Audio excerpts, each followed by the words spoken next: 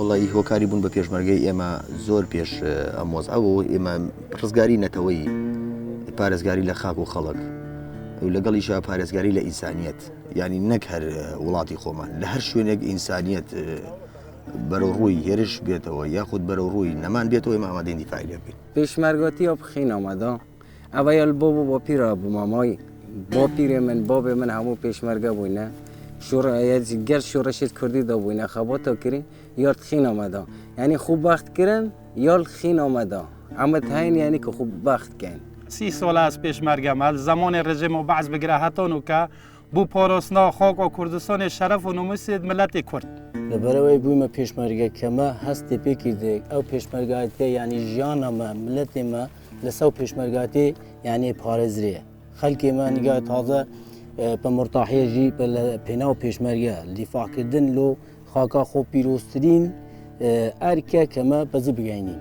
مەترسیەک لەسەر وڵاتە هەیە پێویستە هەمومان پارێزگاری لێ بکەین پێویستە خوێنی بۆ بڕێژین دیفاع لەم خاکە بکەم لەم کوردە بکەم لەم خەلکە بکەم کە لە ناو شاردانە لە ئیشی خۆ دەکەن دوکاندار هەیە لەسەر دوکانی خۆ بە مرتاحی بژیتن دکتۆر هەیە لە بەردەوام بێ لە داوامی خۆی خزمەتی خەلکی کورد بکە خزمەتی وڵاتیان بکەتن بە مرتاحی بژیتن و ئێمەش لێرە بەرگری لە خاک و نیشتیمانەکەمان دەکەین. ئێمەش وەکو میلەتی دنیا خاکمانێ وەتەنمانێ و پێویستمان بۆی دیفاعی لێ بکەین.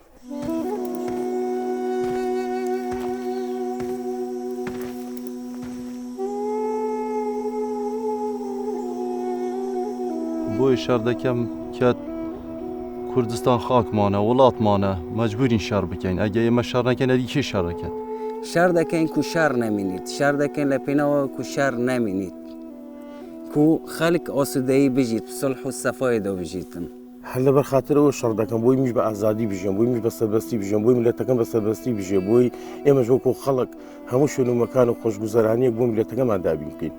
والله زیاتر لەبەر وڵاتەکەم دوای ئەوەش ئینسانیەت و پێویستە ئێمە گیانفیدا بین و شەڕی لەسەر بکەین و خوێنی لەسەر بڕێژین سنووری خۆمان دیاری بکەین.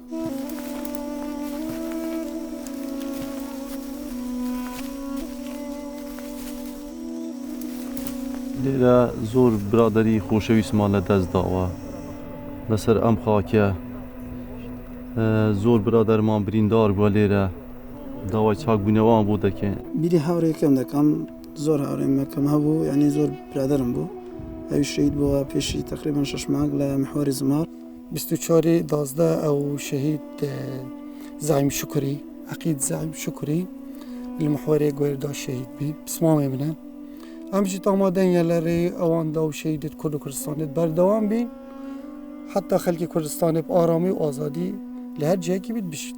ئێمە ناتوانین وەکو پێویست باز لە شەهیدەکانمان بکەین لە پیرۆزی ئەوان بکەین. سوپاسی مناڵەکانیانەکەم چاک ماچەکەم بەڕاستی شەهیدبوونی ئەوان بوو بەهۆی پاراستنی ئەم وڵاتە هیچ کات هەست بەوە نەکەن کە ئەوان کەسێکیان لێ ڕۆیەوە ئەوان لەسەر پیرۆستترین کار لەسەر پیرۆستترین پیشە شەهید بوون ئەویش پاراستنی ئەو خەڵکە بووە ئەو مناڵانەوە بەڕاستی ئەگەر ئێوە و خەڵکی کوردستان وەکو ئێمە بیبینایە ئەو ئایلە و ماڵانەی کە ئەکەونە ژێر دەستی دوژمن چۆن زەلیل ئەبن چۆن هەڵدێن چۆن ماڵیان وێرانە بێ بەڕاستی خۆشان ئاهاتن وەکو ئەوان خۆیان بەکوشتەدا چونکە دوژمنێکی زۆر دڕەندا بوو. خێزانشم مامۆستایە من لە بە خێزانم دەرێم ئەتو لەوێ خزمەتی مناڵەکان بکە بە تایبەتی مناڵی شەهیدەکان بکە زۆر چاگاداری وان بە ئێمەش لێرە ئامادەی خۆمان کردیا کە بەرگری لە خاکی پیرۆزی کوردستان بکەین.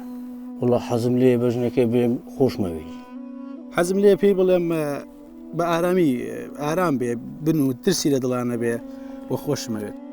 ڕاستی دەستخۆشیش لێکەین کە ئەگەر لە بە خێزانی خۆم نەبا ئەمیش احتیمالە ئەوەندە ورم نەبا لەوە چونکە ئەوش لە ماڵەوە وچی پاڵپشتێکی نەخانەدەن کەمە بەردەوام بین لەو ئیشە لە بە هەندێک دەستخۆشی لێکەیم و ئینشاڵڵا دێ سەرکەوتو بین هەملایەک. وڵی سوپاسیانەکەم بەڕاستی ئەوان هیلاگە بن و بە تەنیان ئەبێ دوو دەور ببینن دەوری دایکش ببینم دەوری باوکیش ببینن بە تایبەت کە لەم کاتە کاتی مەکتەبە هاتوچۆی مەکتەبە دەرزوتنەوەی بە مناڵ ئەمانە زۆر زەحمەتە.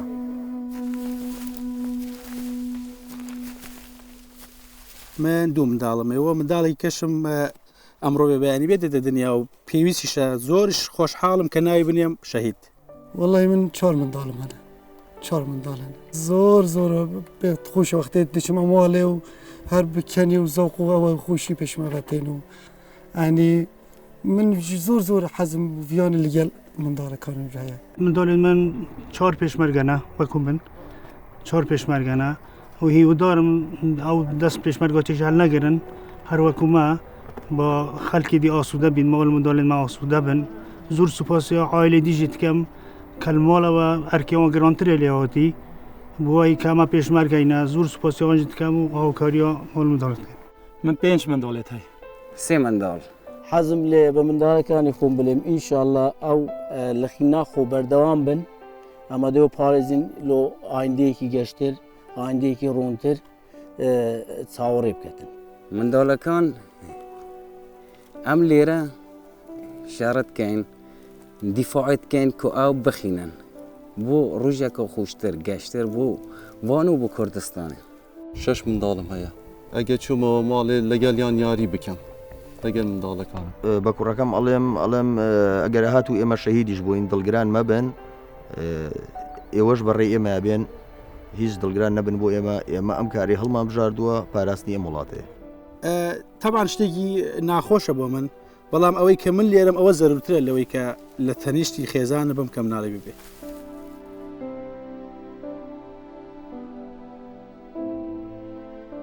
والله غەریبای بترم حەز لە خەوانی ماڵم هەیە لێ حتای ناو شاردا ئەنی وەکی بێژین ترشک و وڵی تەبع من هیواتم کە لەو پایە زۆر حەزشم لێ دەمی شەرم خواردووە دۆڵمان بۆ لێنێ ئەگەی گەڕامەوە ماڵێ. بەڕاستی حەزمە سەر و پێ ئەمە پێدەێن ترشک کفتەی لێیانێ هەم حەزم لەوە ناچواکەن.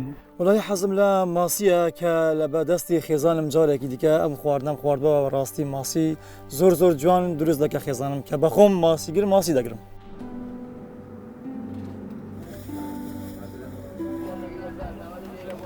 ئەمە ئێستا لە بازارین ئەو پێشمەرگانەکە لە شەڕن شار ئارامە و ئیش خۆمان ینی بە سەربرندی دەکەین زۆر سپاسی ئەو پێشمەرگانە دەکەین کە سەربرندن و لە زەفەر.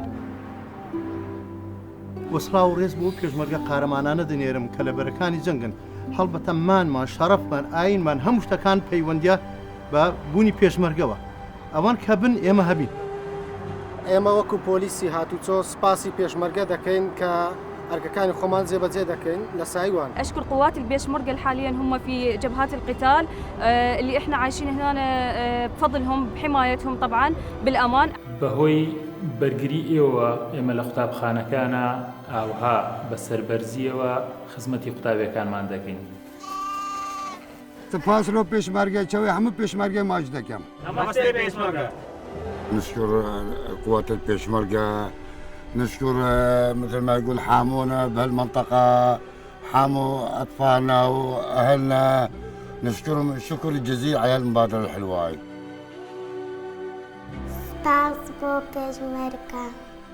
سپاس بۆ پێشمەرگە. سپاس بۆ پێشمەرگە. متشکریم پێشمەرگە. پێشمەرگە پارێزەری سەر و ماڵمانە سپاس پێشمەرگە. بژی پێشمەرگە. سپاس پێشمەرگە. کوردستان پێشمەرگە زۆر باش. سپاس پێشمەرگە. سپاسش بۆ پێشمەرگە. سپاس بۆ پێشمەرگە. سپاس بۆ پێشمەرگە. شكرا لقوات البيشمركة. نشكر قوات البيشمركة. شكرا للبيشمركة.